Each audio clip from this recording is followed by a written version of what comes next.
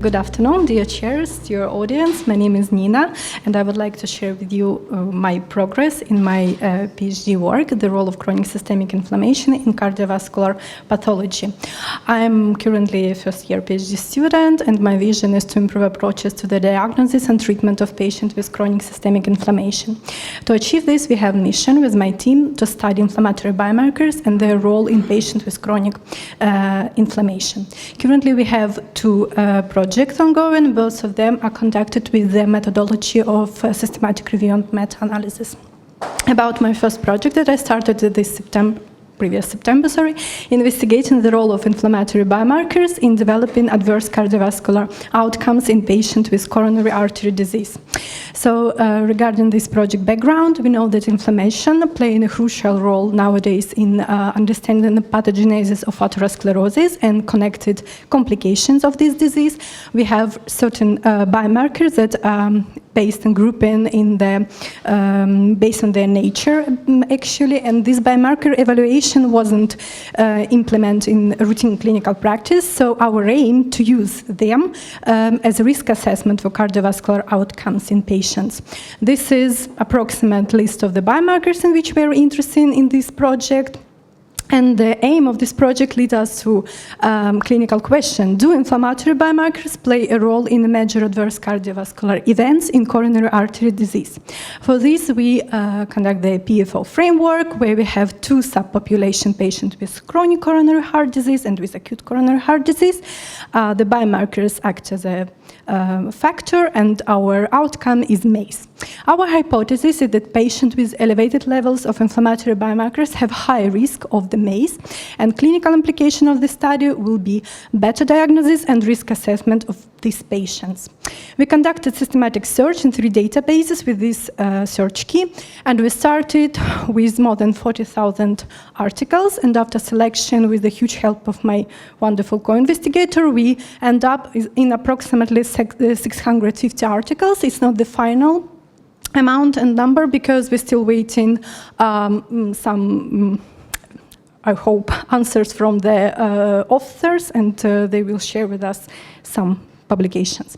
So we just started the data extraction, but I would like to share with you very preliminary analysis, statistical analysis, and for this we choose 2 biomarkers, that is myeloperoxidase and interleukin-10. So I would like to notice that all studies that were involved in this analysis were prospective observational studies. So the first biomarker is MPO, and this figure shows the association between mortality and this biomarker in patients with acute coronary syndrome.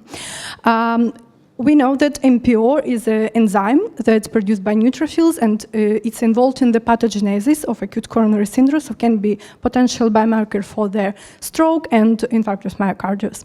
So here you can see 3 articles in the total population, more than 700 people, and as an outcome measure, we use the hazard ratio here. The heterogeneity is high, and that happens mainly due to diversity in the population, so they have different comorbidity. As a result, overall effect, we have more than 1.31. It means that the patient with elevated level of the myeloperoxidase has 1.31 times higher risk of mortality. It could be quite relevant for clinical practice, but statistical significance, unfortunately, we didn't reach. Yes, the second figure is also the association of this biomarker with mortality, but we used as an outcome measure the odds ratio, and the heterogeneity is moderate, and mainly it's happened due to different follow-up periods, we do believe. So the overall effect is 1.20. That means that a patient with elevated MPO levels have 20% higher risk of death, and that's both clinical and mathematically significant results. Another biomarker is interleukin-10 that acts mainly as a protective cytokine, and we trying to check the association between MACE and this biomarker in patients with acute coronary syndrome. We have more than 3,000 patients in these studies, and the heterogeneity is high, again, due to different follow-up periods, due to different comorbidities, some differences in the age of this population, so on. The overall effect is 1.36, that also can demonstrate the tendency that patients with elevated level of this interleukin have higher risk of the MACE.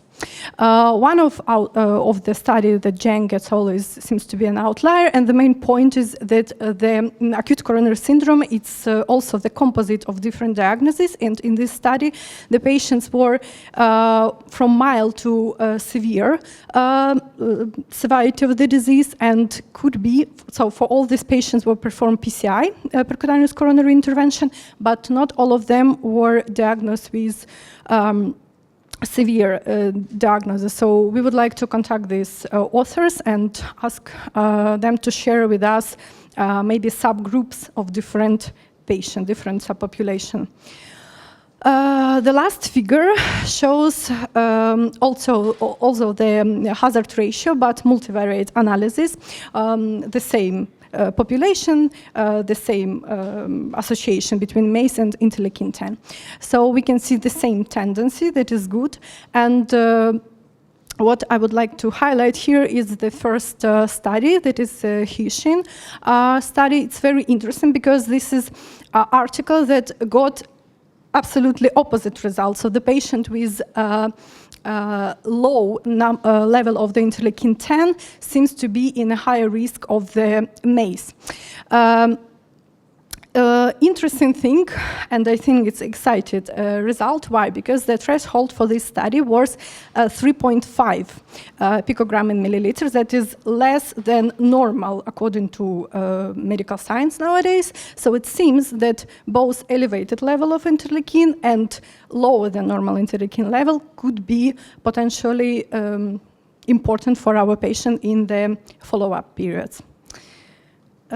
Yes, so this is the current progress in my first project. We just started data extraction, as I mentioned, and I would like to briefly tell you about my second project, that is investigating the role of inflammatory biomarkers in the development of in-stent restenosis in patients underwent percutaneous coronary intervention. So we know that more than 900,000 percutaneous coronary intervention performed every year, just in the US. So still we have quite high rate of the in-stent restenosis, around 10%.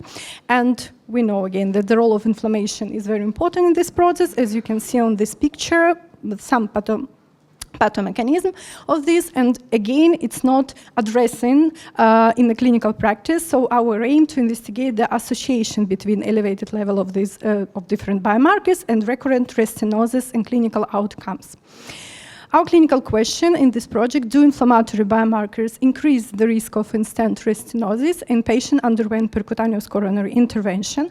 We have PFO framework also, patient with PCI, after the PCI, our population, the factor is inflammatory biomarkers, and we have two outcomes. Primary is in-stent restenosis, the incidence, and the second one also MACE.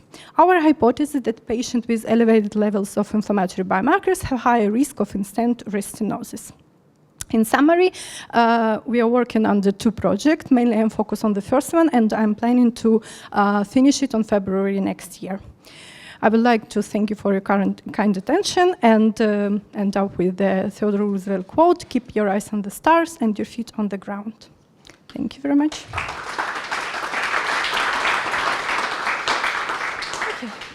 Let me ask one thing first. You have mentioned in the first study that both acute coronary syndrome and chronic coronary disease patients are involved, but you have just shown the ACS patients' results, right? Yes, this is very preliminary. Actually, we are waiting more studies even for this analysis, for this outcomes measure and this group of patients, but we are interested in chronic and acute at the end as well.